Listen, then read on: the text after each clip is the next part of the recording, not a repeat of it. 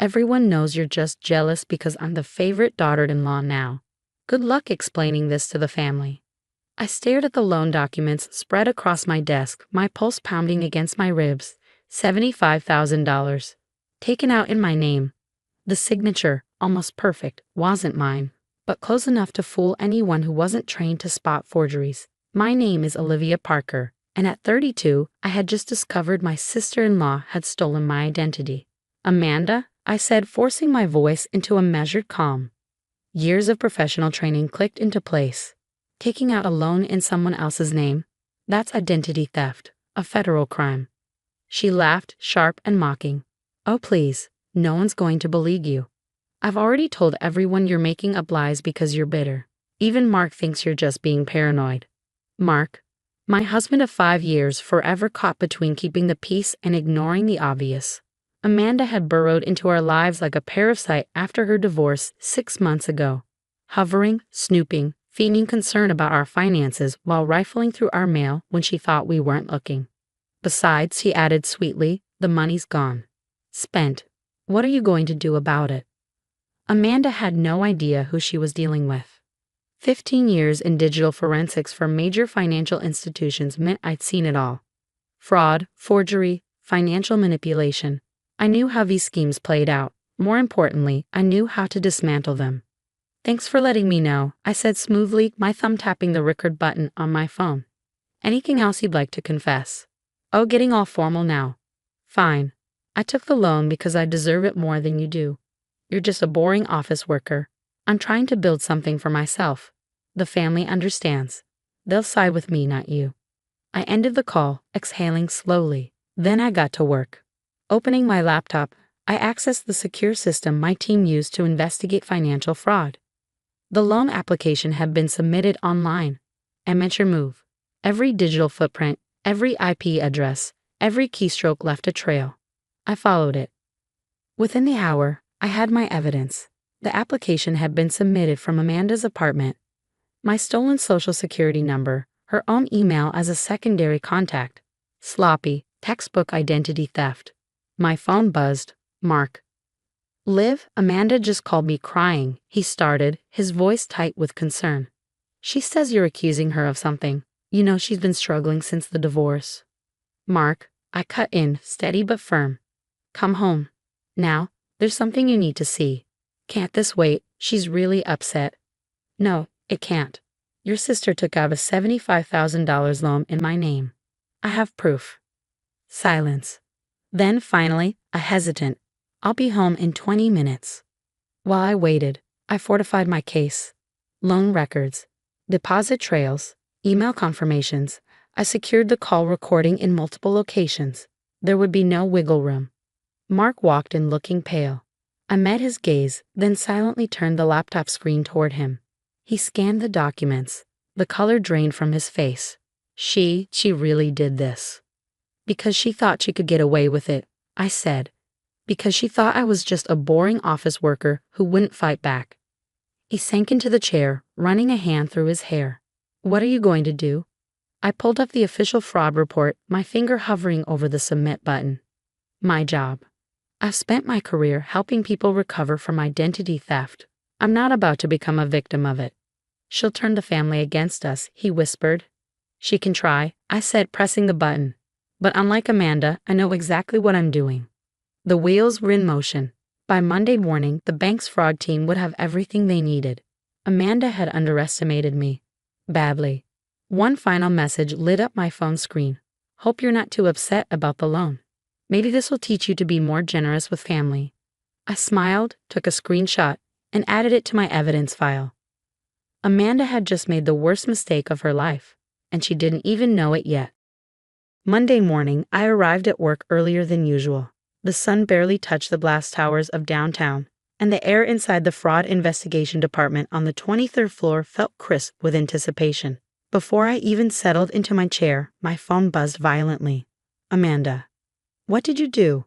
Her frantic text filled my screen. The bank just called me about suspicious activity on the loan. Fix this now. I silenced my phone and pulled at the case file I'd submitted. Every piece of evidence was airtight. IP addresses, timestamps, email trails, even her own arrogant boasts. Within hours, the department confirmed what I already knew. Amanda was guilty. The bank had frozen the remaining loan funds in her account. A knock at my door. "Mrs. Parker?" My colleague James peered in. "The police investigator is here to discuss the identity theft case you reported." Detective Miller, a seasoned professional with sharp eyes and a sharper instinct, flipped through my report, nodding as she reached the attached recording. "This is one of the most clear-cut cases I've seen," she said, making notes. "Your sister-in-law wasn't exactly subtle, was she?" "She never thought she had to be," I replied. "She assumed I was just some office worker who wouldn't know how to fight back." My phone vibrated again. This time, messages from Mark's parents. "How dare you accuse Amanda of theft? She's family. After everything we've done for you, this is how you repay us." Mark needs to control his wife. Control me? Interesting choice of words. By the time I got home that evening, Mark sat in the dark living room, his face shadowed with exhaustion. "Amanda's been crying all day," he murmured. "She says she'll lose everything if you don't drop the case. Mom and Dad. They're furious." I sat beside him, took his hand. "Mark, your sister committed fraud. She stole my identity, took out a massive loan, and laughed about it. What exactly do you expect me to do? Couldn't we just handle this privately? As a family?" His voice was almost pleading. I let out a slow breath. "Like when she borrowed your parents' credit cards, or when she accidentally opened accounts in your name." His expression told me he hadn't wanted to remember those. "This is why she keeps doing it, because no one ever stops her." Before he could answer, the doorbell rang. I checked the security camera. Amanda. Her makeup was streaked, her face blotchy with tears. "Please," she begged, looking directly into the camera. "Just let me explain." I opened the door but didn't move aside. When she tried to push past me, I stood firm. "The bank froze everything," she wailed. "They're saying it's fraud. You have to tell them it was a mistake." "A mistake?" I tilted my head. "Was it a mistake when you stole my identity? When you bragged that I'd never prove it was you?" Her sobs stopped like a switch had flipped. Her face twisted into something uglier, something more familiar. "You stuck-up bitch," she spat. "You think you're so much better than everyone with your fancy job? Guess what? The family will never forgive you for this. You'll always be the outsider who tried to destroy their daughter." I pulled out my phone and pressed record. "Is that a threat, Amanda?" She blinked. Then slowly she noticed the security camera above us. Noticed my steady grip on the phone. Noticed for the first time that she wasn't in control. Her voice dropped. What exactly do you do at the bank?" I smiled. "I investigate financial fraud and identity theft, and I'm very, very good at it. So Amanda, would you like to explain again how you got my social security number?" The blood drained from her face. Behind me, Mark exhaled as if waking up from a long, heavy sleep. "You've been playing us all along," Amanda whispered, acting like some boring pencil pusher when really I was just doing my job. I finished for her. "Speaking of which, Detective Miller will be in touch soon. She'd love to hear your side of the story." Amanda stood frozen, speechless for the first time in her life. I shut the door, and for the first time in her life, she was alone with the consequences of her own actions. The aftermath of Amanda's identity theft swept through the family like a storm, tearing apart long-held illusions. Detective Miller moved swiftly, assembling an airtight case from my evidence. 3 days later, Amanda was arrested, and just like that, the carefully maintained facade of family unity crumbled. I was in my office, reviewing the final case report, when Mark's mother called. "We found more loans," she admitted, her voice stripped of its usual confidence. "In James's name. In ours. Amanda's been doing this for years. We never wanted to believe it." The investigation uncovered a pattern stretching back nearly a decade. Amanda had stolen almost $200,000 from family members, always spinning herself as the victim, always relying on their loyalty to shield her from consequences. Mark stood by me through the proceedings, seeing his sister clearly for the first time. One night, as we sat on the back porch, he exhaled a long, heavy breath. "I enabled her," he admitted. "We all did. Every time we covered for her, we made it easier for her to hurt someone else." Amanda took a plea deal, 5 years of probation, mandatory financial counseling, and a court-ordered repayment plan. But the family's response was what surprised me most.